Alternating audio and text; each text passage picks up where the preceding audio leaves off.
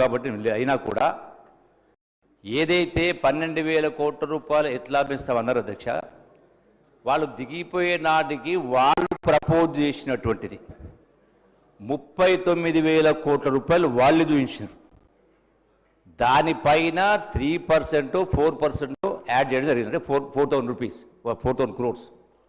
అంటే మీరే ప్రపోజ్ చేసిర్రు 12,000 కోట్లలో 9,000 కోట్లు 34,000 ఆదాయం రాంగా 34 కోట్ల ఆదాయం రాంగా మళ్ళీ ఒక 9,000 కోట్లు పెంచుతామని మీరు ప్రపోజ్ చేసినటువంటి బడ్జెట్ ఎస్టిమేషన్ ఉండింది. దానిపైన ఓన్లీ 4,000 crores చూపించడం జరిగింది. రెండవది అధ్యక్ష,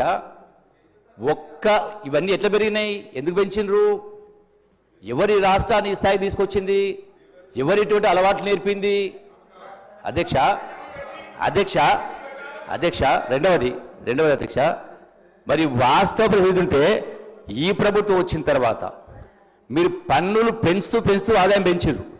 ఈ ప్రభుత్వం వచ్చినటువంటి 13-14 మాసాల్లో 1% కూడా పన్ను ట్యాక్స్ పెంచలేదు. రెండవది, మీరు చెప్పిన లెక్క ప్రకారం చూస్తే అధ్యక్ష, మరి 10 సంవత్సరాల కాలంలో 9,000 కోట్లది 34,000 కోట్లు 25,000 కోట్లు, అంటే ఆల్మోస్ట్ 400%, సబ్జెక్టు కరెక్షన్, ఆల్మోస్ట్ 400%. 10 సంవత్సరాలు 400% అంటే సంవత్సరానికి ఎంత అధ్యక్ష, 40%. మీరు చూపించినటువంటి 34,000 కోట్లలో ఈ ప్రభుత్వం మీ లెక్క ప్రకారం పెంచాలంటే మరి 34,000 కోట్లు 40% ఎంత అధ్యక్ష, ఎంత అధ్యక్ష, ఆల్మోస్ట్ 15,000 కోట్ల రూపాయలు.